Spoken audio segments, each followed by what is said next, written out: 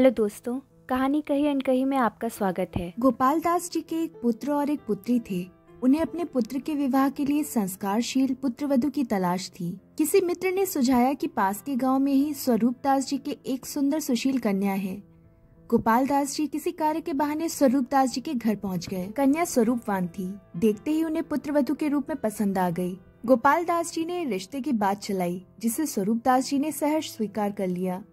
स्वरूप दास जी की पत्नी ने मिष्ठान भोजन आदि से आगत स्वागत की। संयोगवश स्वरूप दास जी की पत्नी के लिए नवसहर का सोने का हार आज ही बनकर आया था। समधन ने बड़े उत्साह से समधी को दिखाया। हार वास्तव में सुंदर था।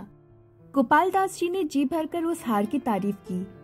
कुछ देर आपस में बातें चली और फिर गोपाल दास जी ने लौटने के लिए विदा मांगी और घर के लिए चल दिए। 4 दिन बाद ही स्वरूप दास जी की पत्नी को किसी समारोह में जाने की योजना बनी और उन्हें वही हार पहनना था।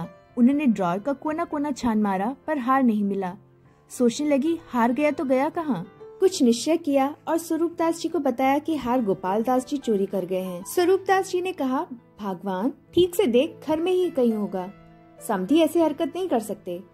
उसने कहा, मैंने सब जगह देख लिया है और मुझे पूरा यकीन है हार गोपाल दास जी ही ले गए हैं। हार देखते ही उनकी आंखें फट गई थी। वे बड़ा घूर कर देख रहे थे। निश्चित ही हार तो समधी जी ही लेकर गए हैं।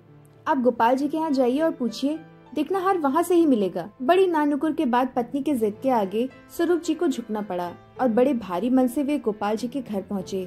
अचानक स्वरूप जी को घर आया देखकर गोपाल जी शंकित हो उठे कि क्या बात हो गई।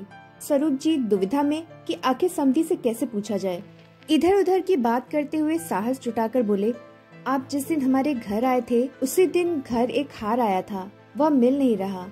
कुछ क्षण के लिए गोपाल जी विचार में पड़े और बोले, अरे हाँ, वह हार तो मैं लेकर आया था।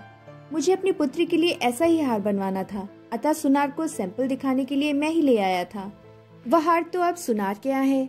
आप 3 दिन रुकिए और हार ले जाइए। किंतु असलियत में तो हार के बारे में पूछते ही गोपाल जी को आभास हो गया कि हो न हो समधन ने चोरी का इल्जाम लगाया है।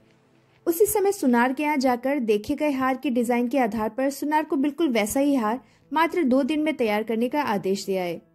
तीसरे दिन सुनार के यहाँ से हार लाकर स्वरूप जी को सौंप दिया। लीजिए, संभालिए अपना हार। घर आकर स्वरूप जी ने हार श्रीमती को सौंपते हुए हकीकत बता दी। पत्नी ने कहा, मैं ना कहती थी, बाकी सब पकड़े जाने पर बहाना है। भला कोई बिना बताए सोने का हार लेकर जाता है। समधी सही व्यक्ति नहीं है। आप आज ही समाचार कर दीजिए कि यह रिश्ता नहीं हो सकता। स्वरूप जी ने फोन पर गोपाल जी को सूचना दे दी। गोपाल जी कुछ न बोले। उन्हें आभास था ऐसा ही होना है। सप्ताह बाद स्वरूप जी की पत्नी साफ सफाई कर रही थी। उन्होंने पूरा ड्रॉर ही बाहर निकाला तो पीछे के भाग में से हार मिला। निश्चित करने के लिए दूसरा हार ढूंढा तो वह भी था। 2 हार थे। वह सोचने लगी, अरे ये तो भारी हुआ। समधी जी ने इल्जाम से बचने के लिए ऐसा ही दूसरा हार बनवा कर दिया है।